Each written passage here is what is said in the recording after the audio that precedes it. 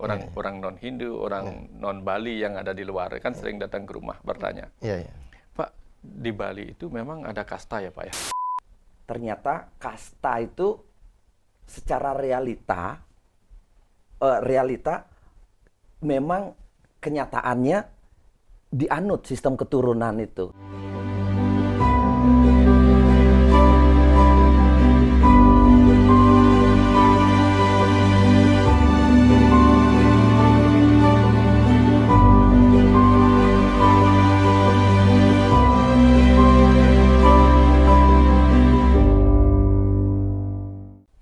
Om Swastiastu, Pak Dokter, Pak Putu, salam rahayu. Om Swastiastu. Apa kabar Niki? Ya, ketemu lagi kita di diskusi santai, tapi ya mudah-mudahan selalu ada hal yang kita bisa gali dan ada manfaatnya. Ya. Pokoknya tetap di Sosgen. Pokoknya Pak Putu paling senang ya. Kalau paling senang kita ulang sekali. Ya, Pokoknya di Sosgen. Oke, Pak Putu, Pak Dokter, kali ini kita mau serius, kita mau bahas tentang siapa pemenang di Pilpres 2024. Bukan. Ya, jadi ya biarkanlah, yaitu ada ranahnya masing-masing ya, tapi kita doakanlah semoga siapapun yang terpilih membawa Indonesia ke arah lebih baik, kan begitu, Pak Putu, Pak Dokter ya. Ya, jadi tema kali ini ya. Saya ada beberapa pertanyaan dari para remaja, kemudian juga dari orang-orang kita, tanda kutip orang Bali yang ada di luar Bali, terkait bagaimana sih fenomena di Bali. Nah, terkait dengan remaja nih, Pak Dokter, Pak Putu. Seringkali remaja itu ketika ditanya satu ini, susah jawabnya. Nah, ditanyanya apa? Gus, napi antuk linggih gitu. Bingung ya. Apa nih, melinggih apa engket nih gitu ya. Motor apa naik mobil apa naik motor nih gitu. Apa berjalan apa gimana gitu ya. Satu kalimat ini ya tidak banyak orang paham, apalagi anak muda gitu ya. Kayaknya penting juga nih Pak Dokter untuk kita diskusi. Nah, antuk linggih itu apa? Kemudian apakah di Bali itu ada kasta dan sebagaimana biasanya lah seperti itu adanya di Bali memang. Apakah hal itu menjadi tabu atau bagaimana? Apakah justru ada hal positif di sana? Kan begitu. Nah, dari mana nih kalau bicara antuk linggih? Pak Dokter. Sama silakan. Yang dulu juga ditanyain seperti ini ke. Tapi antuk linggih waktu remaja kan naik motor gitu. Iya. Tak pikir apa yang dikendarai kan gitu. Itu dia. Tapi belakangan ketika punya teman-teman dari orang bukan Bali, orang non Hindu, orang non Bali yang ada di luar kan sering datang ke rumah bertanya. Pak, di Bali itu memang ada kasta ya Pak ya? Itu pertanyaannya. Di Bali memang ada kasta ya?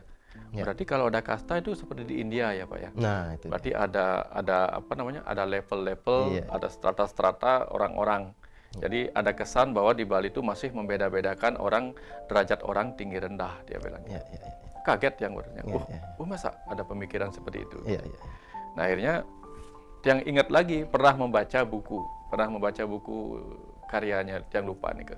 Judulnya tentang apa? Kasta, kesalahan berabad-abad. Jadi kasta itu judulnya buku Kasta, kesalahan berabad-abad. Dia nggak terlalu kemudian menginginkan berbicara tentang kesalahan atau kebenaran. Tapi lebih melihatnya sebagai fenomena. Lalu kita akan hari ini mungkin lebih bagus mengupasnya secara definisi, kemudian apa sih hal baik dan hal buruk yang mungkin ditimbulkan dengan adanya pemahaman tentang kasta itu. Nah, bicara tentang kasta itu kita pertama definisi dulu. Ternyata yang baru tahu Pak Putu, kasta itu bahasa Portugis atau Spanyol.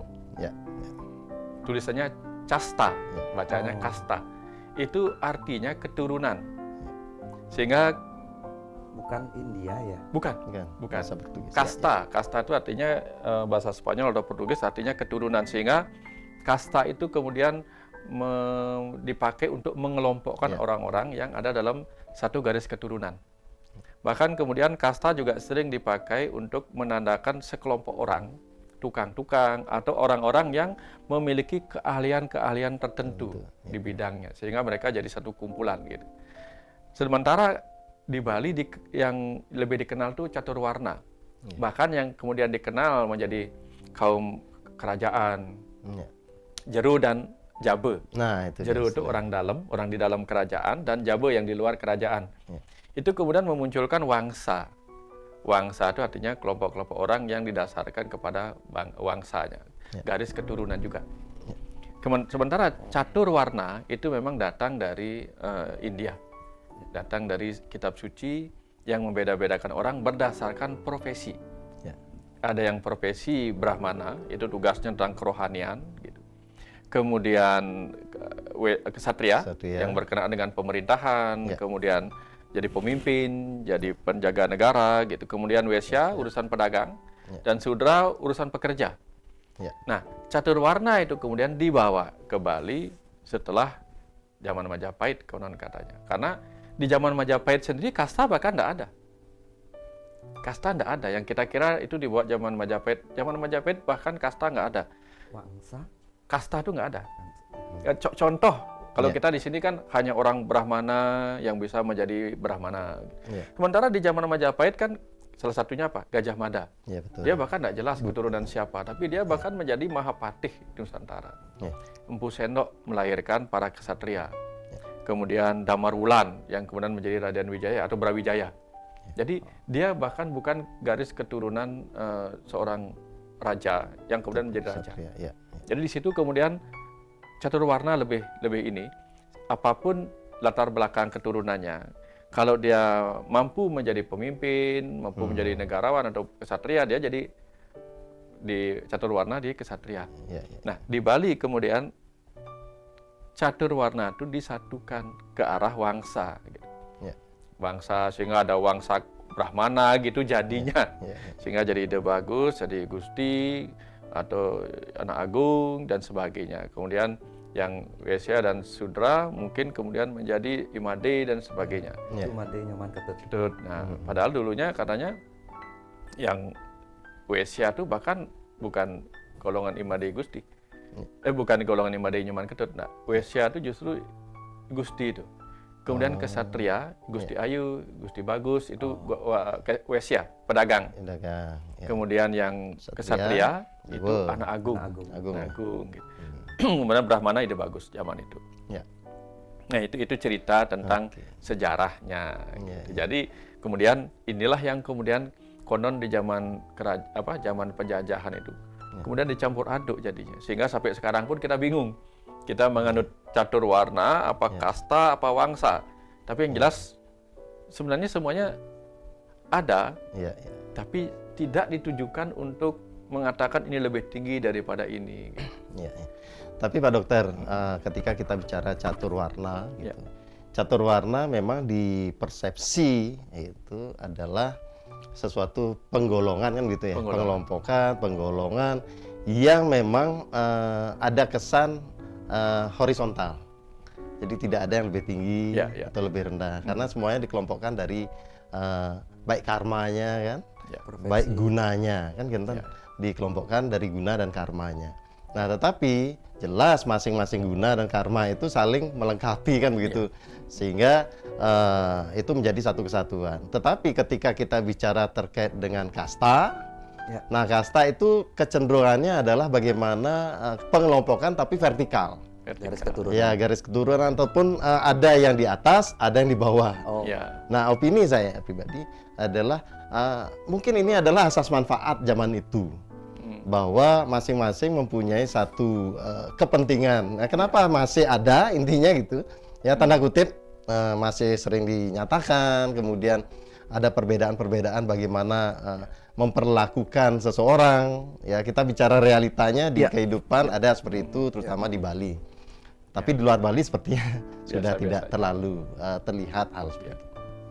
Nah, ketika ada perbedaan itu bahwa ada yang lebih tinggi atau ada lebih rendah, kembali opini saya pribadi adalah dasarnya adalah bagaimana seseorang mendapatkan manfaat dari sana. Kenapa sampai sekarang itu ada manfaatnya memang. Bagaimana seseorang yang ada di atas jelas ya mendapatkan dari hal-hal penghormatan atau hal-hal tertentu dari seseorang yang ada di bawahnya. Begitupun seseorang yang ada di bawahnya, dia juga dapat manfaatnya. Zaman itu ataupun beberapa waktu terakhir juga masih ada bahwa ketika kita ada di bawah dan kita ada di jalur atau garis atas dan bawah, kita dapat perlindungan atau hal-hal sesuatu yang memang privilege. Privilege. Ya, di bawah pun merasa dilindungi dari sosok ataupun golongan yang ada di atasnya. Jadi kenapa masih ada? Karena masih ada manfaatnya. Yang di atas merasakan manfaat begitu ada di atas, yang di bawah juga merasakan manfaatnya ada di bawah. Sehingga terjadilah simbiosis dan sampai sekarang. Tapi pertanyaan begini, seringkali juga kita bicara itu realitanya seperti itu dan ada plus minus ataupun manfaatnya ada di atas pun di bawah. Tapi realitanya ada seperti ini Pak Putu, Pak Dokter. Seringkali seseorang yang terutama anak muda nih ya, ketika dia memaknai caturwangsa itu menjadi kasta dan atas bawah, mulai ada ego-ego tertentu Pak Putu. Bahkan saya lihat ada satu remaja, ya dia tidak mau melamar di sektor pariwisata karena melayani. Jadi mindset dia adalah, oh saya lebih tinggi, saya seharusnya dilayani, bukan melayani. Dan itu kan sesuatu yang tanda kutip perlulah kita bicarakan, apakah memang harus seperti itu atau bagaimana? Nah, gimana nih Pak Putu? Pak Putu deh, Pak Putu. Gimana nih menurut Pak Putu nih? Pernah ada di wilayah itu ceritanya dulu Pak Putu. Iya, gimana? Apa pernah mendapatkan pengalaman yang gimana lah diposisikan kalau ke samping itu kan memang tidak akan terpengaruh dalam perasaan ataupun keseharian, tapi diposisikan mungkin di bawah atau di atas atau gimana? Ada nggak momen seperti itu Pak Putu? Silakan Pak Putu. Kalau bicara tentang adat budaya Bali itu sangat menarik Pak Dokter, karena ya penuh warna gitu loh. Dan juga bicara tentang kasta atau warna ini saya punya pengalaman. Sebelum masuk ke jawabannya Pak Surya. Waktu saya kecil, SD kelas 1, kelas 2 sampai kelas 3, dari bayi bahkan, orang tua saya itu dari kampung merantau ke kota Tabanan. Tabanan, bapak saya itu adalah seorang tukang cleaning service dan harus ngekos. Dan ngekosnya adalah di, bapak saya bilang ya, orang yang strata sosialnya atau kastanya lebih tinggi di Purian, di Jero, ya di Jeruan gitu. Disitulah, saat itulah saya banyak ketemu fenomena. Waktu kecil saya sudah banyak berpikir tentang, tanpa sadar berpikir tentang kasta, karena secara tidak langsung saya merasa ada strata sosial gitu. Strata sosial itu saya ngasih contoh lah. Ketika saya bermain sama orang Purian atau orang Jero, saya kan anak kos-kosan yang dari kampung gitu. Di situ bapak selalu ngajarin melahangnya ngomong gitu. Ada maksudnya bagusang bicara, belajar bedek bahasa halus gitu. Dan terus terang saya bersyukur karena pernah tinggal di Jeroan, saya bisa bahasa halus gitu. Yang biasanya di kampung main itu bahasanya bahasa Bali biasa gitu. Bahasa Bali umum. Di situ bapak selalu mengingatkan, ini Puri, benar ngomongnya gitu. Ini nak agung gitu, nak agung, nak gusti dan sebagainya. Akhirnya ya saya ngikutin banyak tradisi yang ada di Purian gitu loh, di Purian atau di Jeroan sana banyak ngikutin. Yang bermain pun ya harus sedikit jaga diri lah.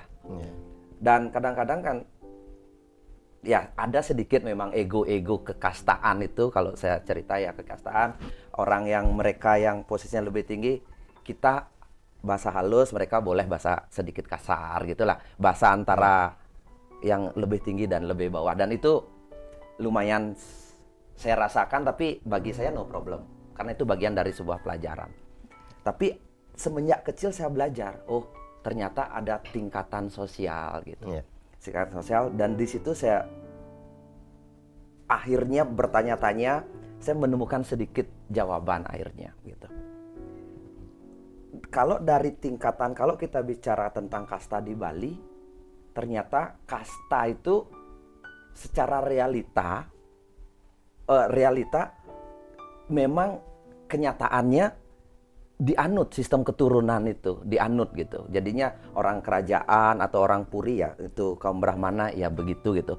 Tapi mungkin setelah saya belajar buku-buku, ini seperti pergeseran dari warna, dari profesi itu kan awalnya kan bahwa catur warna itu adalah sebuah profesi, tapi menjadi wangsa seperti kata Pak Dokter. Dan saya lumayan berpikir, apakah sistem kasta ini atau sistem warna ini dibutuhkan di Bali gitu. Apakah dibutuhkan?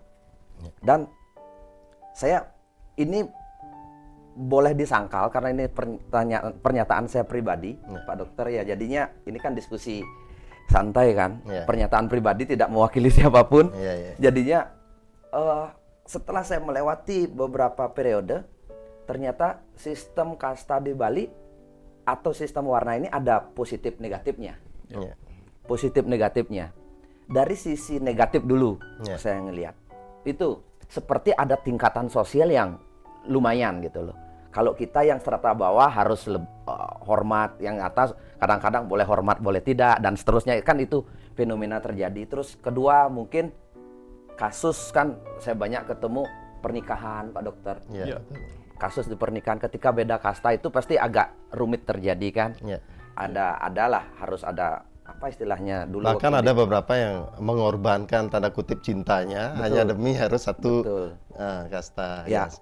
Jadinya dan setelah saya pikir ada memang kasta itu ada positif negatifnya. Tapi dari sisi positifnya kita bisa lihat dari profesi ini. Kalau misalnya kasta atau warna itu tidak ada di Bali, warna ini, profesi ini, ya mungkin akan lebih complicated terjadi gitu loh. Siapa sih yang mau ngambil peran nanti menjadi seorang Brahmana? Siapa sih nanti yang mau menjadi peran sebagai seorang kesatria gitu? Siapa yang mau ngambil peran sebagai seorang Waisya atau seorang Sudra? Seperti itu. Peran itu sudah dikelompokkan sedemikian rupa gitu. Kita yang penting tugas kita kalau kita memang kastanya kesatria misalnya atau seorang Brahmana, profesional lah di bidang itu. Kalau mau melanggengkan kastanya, keturunannya menjadi kaum Brahmana gitu. Dan saya memang melihat waktu di Purian itu di Tabanan, di Tabanan itu, di Jeroan itu, ya ada yang memang ngikutin pakem-pakem mereka seorang raja. Dan itu saya salut dan hormat sekali kepada mereka. Bijaksana, wisdomnya ada gitu loh, wibawanya ada, mereka mau maulah mengikutin tradisi seperti seorang raja gitu. Tapi tidak semua seperti itu, ada yang memang urakan dan sebagainya. Ya ternyata ini plus minus. Tapi pertanyaannya masihkah dibutuhkan? Dan saya bilang, saya pikir ini perlu karena sebenarnya strata sosial di dunia modern pun ada. Gitu. Anggaplah strata sosial di perusahaan. Saya sebagai CEO atau pemimpin perusahaan, strata sosialnya pasti lebih tinggi. Gitu. Strata sosial saya lebih tinggi dari karyawan biasa. Dan yang biasa mesti harus menghormati atasan, kalau nggak gitu dipecat gitu misalnya kan. Tapi apa tugas saya sebagai seorang pemimpin atau direktur sebuah perusahaan? Disitulah kita harus memiliki karakter-karakter pemimpin, memiliki karakter-karakter yang lebih bagus, melayani, ngomong. Terus yang di bawah tugasnya apa? Misalnya kita anggap yang paling, ya mereka melayani, bekerja sesuai dengan bidangnya masing-masing. Ada yang jadi OB, ya jadi OB. Ada yang memang dari bagian operasional. Dan bahkan itu bisa menaikkan jenjangnya dong. Iya, itu. Kalau mereka profesional di bidangnya dan dianggap layak untuk memimpin bidang yang lain, kita sebagai pemimpin bisa memilih itu. Dan sekarang pun seorang pendeta atau sulinggih kan bukan hanya dari Brahmana. Gitu. Jadinya ini kombinasi antara kasta dan warna ini, saya berpikir biarlah tetap ada apa adanya, tapi buatlah kalau Anda merasa seorang Brahmin atau Brahmana gitu, jadilah kalau ingin melanjutkan itu jadilah Brahmana yang baik. Begitu kan. Jadinya jadikan kasta ini menjadi warna. Jadinya profesi yang kita jalankan secara profesional. Saya yakin tetua atau leluhur kita, wangsa ini sudah dibuat supaya pengelompokan sosial itu ada. Sehingga tidak terjadi gesekan, saling kaden atau saling tuding itu. Dan pasti ada tujuan baiknya. pasti apapun yang dibuat oleh leluhur kita ada tujuan baiknya. Tapi di terakhir ini, Pak Surya, Pak Dokter ya, ini Pak Dokter nanti bisa mengulas. Ketika saya mendalami lebih dalam, ketika saya menekuni dunia spiritual lebih dalam gitu, ternyata itu adalah sebuah kasta atau warna itu adalah sebuah perjalanan hidup bagi kita. Jadinya ada di dalam diri sebenarnya warna secara itu, individu ya. secara individu. Sebuah perjalanan perjalanan spiritual di dalam diri, perjalanan spiritual. Ya pertama mungkin perjalanan yang pertama kita melangkah lahir sebagai manusia, menjadi orang sudra. Sudra itu apa? Ya berpikir tentang fisikal aja. Pokoknya berpikir tentang hal yang tidak peduli dengan lingkungan, yang penting saya, aku gitu loh. Maksudnya pekerja. Pekerja secara fisikal. Tidak berpikir apa nilai-nilai hidup dan seterusnya. Terus kemudian naik lagi jadi kaum pedagang. Sudah mengenal norma-norma kebaikan. Kita di dalam mulai diri berpikir untung rugi seperti pedagang. Sudah berpikir norma kebaikan tapi untung rugi. Untung rugi. Jadinya doanya pun kadang-kadang kita untung rugi. Seperti Tuhan, semoga ini nanti saya akan persembahkan ini, berikan saya, kan itu ada untung rugi. Ataupun mungkin segini juga begini Pak Putu, ketika kita bicara untung rugi, mungkin dia pada kesadaran tertentu itu, pada level tadi disebutkan pedagang adalah dia mempertimbangkan ketika saya melakukan hal ini untungnya apa nih, ruginya apa, manfaatnya apa nih, mungkin ada kesadaran sana ya. Kesadaran sana dan sampai kadang-kadang kesadaran itu dengan negosiasi dengan Tuhan pun untung rugi. Tapi ada nilai-nilai baik sudah ada. Gitu. Saya berbuat baik supaya karma saya bagus gitu. Mesesangi itu kan masih ada untung ruginya. Itu nilai tapi bagus dibandingkan kasta yang kasar tadi, yang paling bawah. Yang ketiga kesatria.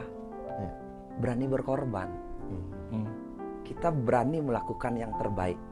Berani menilai spiritual itu, pokoknya tugas kita berbuat kebaikan walaupun nanti kita akan ada masalah misalnya, tapi kita memperjuangkan nilai-nilai kebaikan itu. Itu kesatria di dalam diri kita, dan puncak pencapaian kita adalah di warna putih itu, Brahmana. Sudah berpikir tentang keikhlasan, kedamaian, nilai-nilai ke puncak gitu, menilai bagaimana mencapai moksa, tidak lagi berpikir untung rugi. Dan itu sebenarnya kalau di tingkat yang paling kasar itu kasta, menurut saya pandangan pribadi. Kalau dinaikkan derajatnya lagi menjadi warna, kalau dinaikkan lagi satu derajatnya menjadi perjalanan spiritual kita, bagaimana kita yang terlahir dari sudra akan mencapai nanti di akhir perjalanan kita menjadi seorang Brahmana. Di dalam diri jadinya kasta dan warna itu ada di dalam diri kita. Mungkin Pak Dokter nanti bisa mengulas ini, tapi ini pandangan pribadi saya Pak Dokter. Jadinya sudut pandangnya bisa banyak, dan itu benar dan salah ya relatif masing-masing orang. Keren nih Pak Dokter, keren. Jadi perspektifnya tidak hanya menyatakan bahwa saya lahir di keturunan ini, bukan bicara tentang warna saja, bukan bicara tentang bagaimana seorang itu diposisikan berbeda tinggi rendahnya, tapi kita bicara juga tentang bagaimana kesadaran peningkatan ataupun strata-strata dalam diri, dalam kesadaran kita. Betul. Gimana ya Pak Dokter? Ya, kembali segala hal itu memiliki dualitas. Bisa dualitas berupa individu dan sosial, sehingga sebagai makhluk sosial, benar sebagaimana disampaikan Pak Putu bahwa warna itu di kehidupan sosial itu ada yang bertugas sebagai pekerja, pedagang, pemimpin, kemudian rohaniawan, ada itu. Dan di dalam diri dia menjadi strata pertumbuhan. Di awal-awal kita lahir, kita belajar bekerja, menjadi pekerja. Setidak-tidaknya bekerja di rumah tangga, menyapu dan sebagainya. Seperti anak remaja lah, sampai kita belajar itu. Belajar bertanggung jawab terhadap pekerjaan kita. Masuk kemudian kita mulai akan menjelang kita masuk gerahaste, berumah tangga, tentu kita akan mulai berpikir untung rugi. Apa sih yang bisa kita pakai untuk mendapatkan pemasukan, berapa sih pengeluaran, kita mulai menjadi pedagang di situ. Tapi begitu kita menikah, berumah tangga, kita mulai menjadi pemimpin. Karena kita menjadi presiden dan istri kita ibu rumah tangga itu. Presiden dan ibu surinya, raja dan ibu surinya. Gitu. Atau setidaknya memimpin diri sendiri. Gitu. Nanti setelah selesai tugas-tugas kita memimpin, mengalahkan musuh-musuh yang datang dari luar yang akan menghancurkan generasi keturunan kita. Gitu. Baru kita akan belajar tentang diri sendiri. Vanaprastha, biksuke, itu pelajaran untuk menjadi kebrahmanan, kerohanian dalam diri. Tetapi ada juga itu bisa dilakukan dalam satu hari, Pak Surya. Iya. Dalam satu hari. Pagi-pagi mungkin kita baru bangun ya kerja. Jadikan diri kita sebagai sudra. Siang-siang bekerja, mulai kita mendapatkan penghasilan pedagang. Siang-siang berarti dalam segala keadaan kita belajar memimpin diri sendiri. Malam-malam ada waktu ya baca buku agama, buku rohaniawan. Itu bisa kapan saja. Bisa seumur hidup, bisa setiap hari, bisa individual sifatnya, bisa sosial. Nah, itu tadi tercenung dengan apa yang disampaikan Pak Putu bahwa pasti ada manfaat dan tujuan positif dari itu. Gitu. Nah, kalau kita lihat negatifnya lagi, bicara tentang pernikahan itu. Jadi ingat tentang apa? Pernikahan antar wanita dan laki-laki yang berbeda kasta kalau zaman dulu itu. Ada yang disebut dengan asumundung atau asupundung. Yang satu lagi alangkahi karangulu gitu. Sehingga artinya apa? Kalau asumundung atau asupundung itu wanitanya kaum Brahmana atau orang kesatria dalam nikah dengan yang di bawahnya. Sudra ataupun kesatria atau sudra. Nah, atau kalau dia alangkahi karangulu gitu. Laki-lakinya kaum satria Brahma atau satria, wesya atau sudra, dia dengan kaum Brahmana atau yang di atasnya. Misalnya laki-lakinya kesatria nikahnya dengan wanita Brahmana atau laki-lakinya wesya nikahnya dengan ini. Nah, alangkahi karangulu. Sehingga kalau sampai itu terjadi muncullah upacara yang disebut patiwangi. Itu masih ada aja zaman dulu. Tapi sekarang udah. Karena memang ada di lontarnya nih Pak. Di lontar itu kalau ada orang menikah begini harus dilakukan patiwangi sehingga nanti pendeta yang mumput itu tidak menjadi bermasalah kena bisame gitu misalnya. Tapi kemudian kesepakatan para sulinggih pada Mahasabha PHDI pusat yang tahun 2002 Mahasabha yang ke-10 itu menyepakati bahwa apa? Patiwangi sudah tidak ada lagi. Sehingga hal-hal yang berkenaan dengan perbedaan itu sudah tidak ada lagi. Nah, kemudian sudah mulailah perubahan itu menunjukkan dirinya bahwa dia kekal. Perubahan itu kekal. Terus positifnya apa? Apa positifnya ada kasta itu? Karena di sana yang diajarkan bukan merendahkan orang lain sebenarnya. Karena sor singgih yang dimaksud lewat bahasa itu bukan bermaksud merendahkan orang lain atau meninggikan orang lain, enggak. Sor singgih itu artinya apa? Belajar merendahkan rendah hati gitu dan belajar menempatkan orang lain lebih terhormat daripada diri kita. Sehingga adalah bahasa-bahasa Bali yang disebut bahasa Bali sor singgih itu. Ya, halus itu. Tujuannya mungkin kelihatannya halus kasar, halus mider. Jadi ada sor dan singgih. Oh, ngesorin dewek, nyinggih yang orang lain gitu. Dan ini bukan hanya berlaku antara orang Puri dengan ini. Enggak, seperti yang disampaikan Pak Putu, bukan hanya di perusahaan, di desa adat juga sama. Begitu kita jadi bendesa, begitu jadi penyarikan gitu, kita bicara pakai sor singgih. Dalam keluarga pun sama. Dalam keluarga sama. Kalau ngomong sama orang tua sama anak itu berbeda. Tata bahasa dan tata keramanya. Nah, itu salah satu yang kita lihat. Kalau itu tidak ada, maka salah satu kekayaan bahasa Bali yang berupa sor singgih itu hilang. Sekarang aja buktinya hilang, Napi Atuk Linggih bingung. Jadi salah satu bagian itu bahaya itu hilang. Kan beberapa temen di luar negeri kan ada cerita. Kalau orang luar negeri manggil bapaknya itu namanya dipanggil. Bukan sebagai bapak, pak atau pak siapa gitu loh bahasanya. Nama dipanggil. Jadinya sudah dianggap sangat setara dan kadang boleh anak melecehkan orang tua kalau orang tua salah dan tata bahasanya pun boleh kasar gitu. Kalau kita kan enggak ada sor singgihnya. Sesalah-salahnya orang tua bagaimana kita cara komunikasinya. Sebagai orang tua bagaimana caranya memberitahu anak gitu. Di situ pentingnya sebenarnya positioning di setiap orang dan tempat itu. Dan sekarang kita bicara bagaimana tadi kan kita bahas, kita ulas, ternyata kata kasta ataupun warna itu luas sekali pemaknaannya. Bisa dikaitkan ke dalam diri, proses hidup atau bahkan dalam keseharian. Luas sekali nih. Karena sudut pandangnya banyak. Nah, sedikit pesan Pak Dokter atau Pak Putu, bagaimana anak muda sekarang yang masih memaknai secara sempit, yang notabene kita antisipasi agar tadi sebetulnya kasta atau apapun itu tanda kutip adalah privilege sebetulnya dia. Seseorang ada di keluarga yang tertentu dengan strata yang berbeda, tanda kutip itu adalah satu privilege di mana dia mendapatkan sesuatu yang berbeda nih. Tetapi balik lagi seperti tadi, jangan sampai itu menjadi bumerang. Keegoannya tumbuh sehingga hanya mengharapkan orang lain yang memperlakukan baik sehingga tidak merasa perlu atau penting memperlakukan orang lain juga baik. Nah, gimana nih, ada pesan-pesan nggak generasi muda yang masih juga punya konsep seperti itu? Sebenarnya sudah dijawab sama Pak Putu tadi bahwa apa gitu. Ketika kita dilihat dari kasta, kita kaum Brahmana gitu misalnya, berarti apa yang menjadi dharma, iya betul, kewajiban. Maka ada dharmaning kesatria mahotama, dharmaning brahmana mahotama, dharmaning wesya mahotama, dharmaning sudra mahotama. Jadi semuanya maha utama. Tetapi apa sih kewajibannya? Gitu. Jangan sampai ini mengambil pekerjaan ini, sedangkan kewajibannya sendiri diabaikan. Nah, misalnya seorang brahmana mengambil peran wesya, pedagang, nggak nyambung. Atau seorang pedagang mengambil peran brahmana, nggak nyambung. Nah, karena menjadi brahmana misalnya itu sulit sekali sebenarnya. Tidak serta-merta dengan mudah baca-baca, enggak. Memang dari kecil tuh diajarkan. Seorang kesatria juga tidak serta-merta tiba-tiba menjadi orang yang berani melindungi orang. Gitu.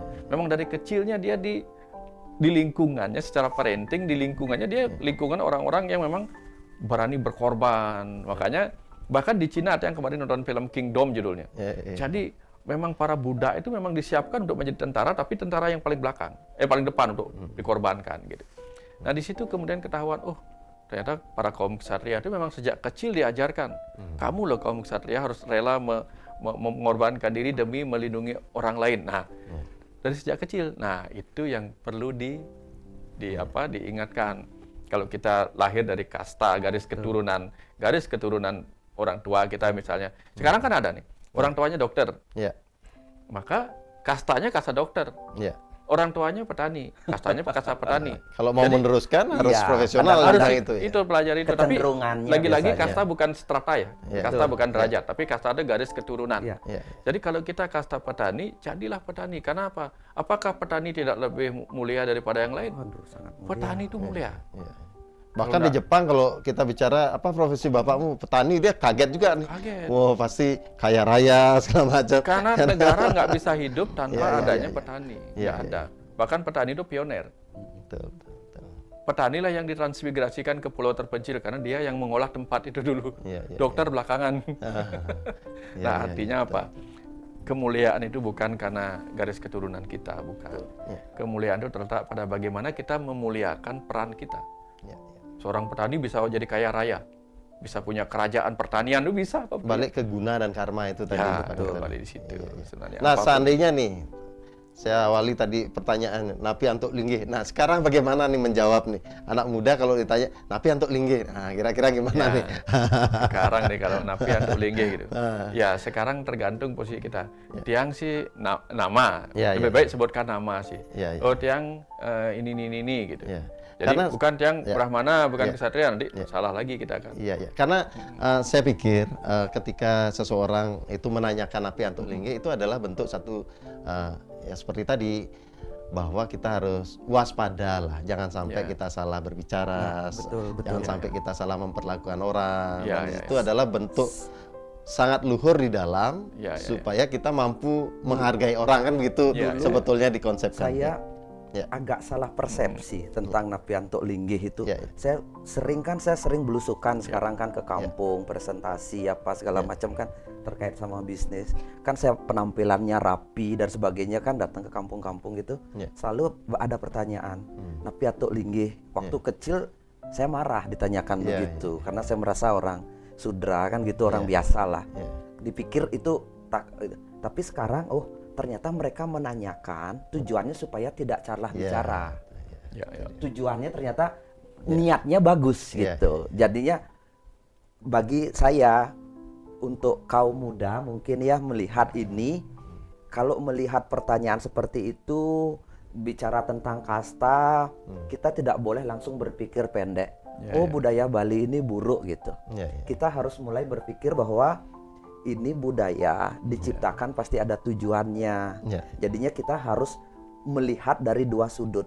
Apa sih kelebihannya, apa sih kekurangannya, pasti ada sesuatu manfaatnya. Seperti itu. Jadinya saya dulu pernah marah dengan teori-teori kasta dari kecil kan, merasa sedikit ada intimidasi dan seterusnya. Setelah saya kembangkan, oh tidak, semua ada nilai-nilai yang kita pelajari, terutama yang penting kita bisa menemukan maknanya.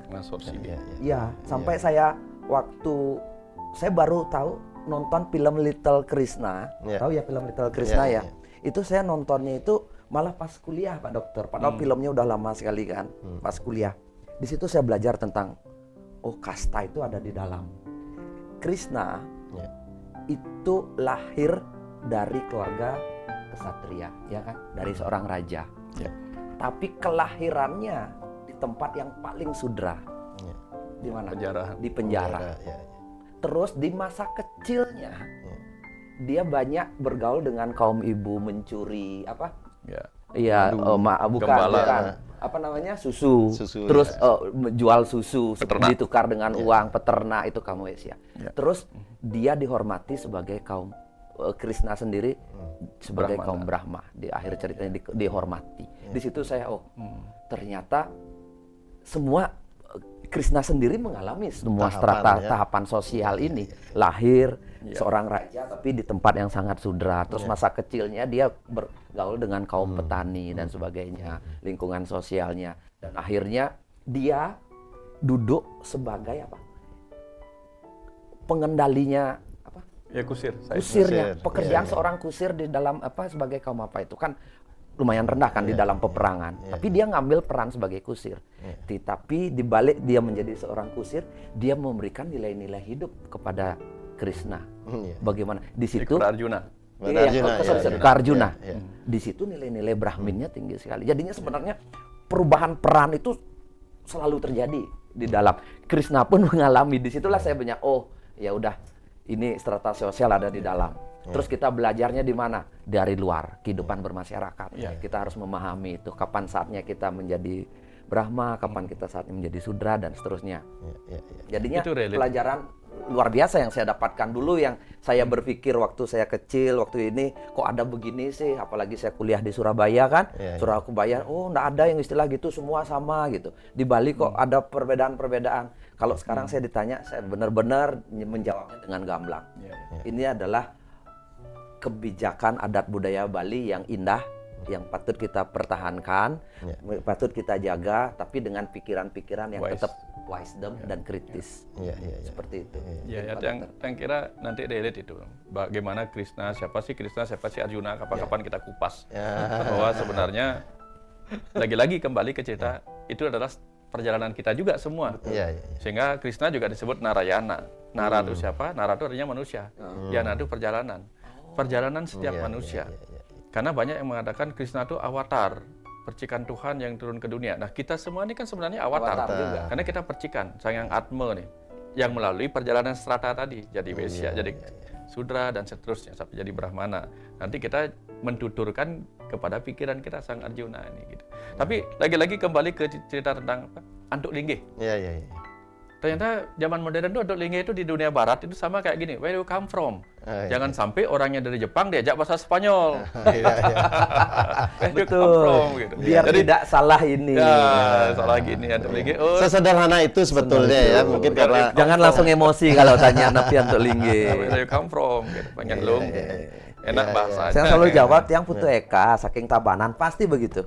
Jawabnya tapi untuk Linggih tiang Putu Eka saking Tabanan. Jadinya tidak menjawab apapun, tapi dia tahu kalau Putu begini Eka, berarti dia itu. Tapi rasanya tidak akan tiba-tiba dia pakai bahasa Kepare. Pasti tetap ketika tidak kenal kita pasti dia pasti jeru. Ya biasa, tidak ada efek sih sebenarnya. Nah, artinya mungkin bisa disimpulkan nanti bahwa apapun warisan leluhur kita di Bali, termasuk kasta dan warna, wangsa ini pasti ada fungsinya. Ya. Kita hanya perlu menggalinya. Bahwa kemudian terjadi proses bias gitu, salah guna gitu misalnya, ya jangan sampai salah guna lagi, benar guna dong. Gitu. Tapi kan kasta di zaman sekarang tidak sekuat zaman dulu lagi.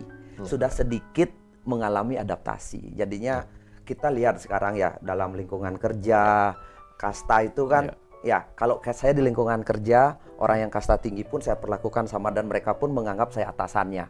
Ya, dari posisi struktur organisasi mereka lebih rendah dan saya pun memperlakukan mereka sebagai karyawan yang wajib mengikuti SOP atau protap yang ada. Dan mereka yang misalnya ide bagus atau anak agung dan sebagainya, mereka ngikutin aturannya, jadinya mereka tidak ego.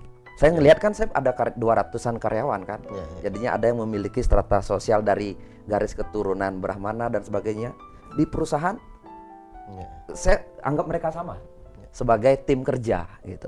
Tapi kalau sudah nanti terkait dengan ritual agama dan sebagainya, pas saya di kampung dan sebagainya, beda lagi tata bahasanya gitu kan, ngobrolnya beda dan sebagainya. Dan sekarang pun ya kita lihat ternyata strata sosial itu bukan hanya sekarang lagi ini kan, salah satu di zaman modern strata sosial itu ternyata uang juga. Banyak uang kita dihormati juga. Karena apa tuh kembali ketiga itu. Harta, tahta, cinta itu yang membentuk strata sosial. Strata sosial. Coba kita banyak punya uang misalnya dan kita banyak membantu orang dan sebagainya, kita juga akan dihormati gitu loh. Dari situ saya lihat oh, seperti ini gitu. Tapi jangan sampai kita memiliki sesuatu, memiliki status sosial lebih tinggi, memiliki kasta lebih tinggi, memiliki uang lebih tinggi, kita merasa lebih dari orang. Tetap kita punya tugas gitu. Pemimpin apa tugasnya, seorang Brahmin apa tugasnya, itu yang jauh lebih penting yang harus kita ajarkan kepada generasi muda. Kan tujuan The Mythos itu adalah merekonstruksi cara berpikir kita, gitu, bukan menghilangkan sesuatu yang ada gitu loh. Biarkan nanti kan alam yang menentukan apakah kasta ini akan terus berlanjut atau tidak, warna ini kan berlanjut. Tapi tugas kita di The Mythos kan merekonstruksi ulang cara berpikir kita agar lebih wisdom. Kan seperti itu Pak Surya. Luar biasa nih. Jadi saya yakin banyak penonton kita nanti menemukan satu, ternyata seperti ini pemahaman baik catur warna sebutannya, baik ketika itu disebut dengan kasta, tapi pada dasarnya itu adalah pengelompokan kan gitu. Sesederhananya adalah pengelompokan berdasarkan karma dan guna kan gitu. Bagaimana seseorang itu berkarma dan gunanya. Bahkan ketika itu dimasukkan dalam individu, itu selalu ada guna dan karma di setiap harinya bahkan. Terkadang kita menjadi posisi siapa, kemudian naik ataupun seterusnya. Luar biasa sekali Niki, Pak Dokter, Pak Putu.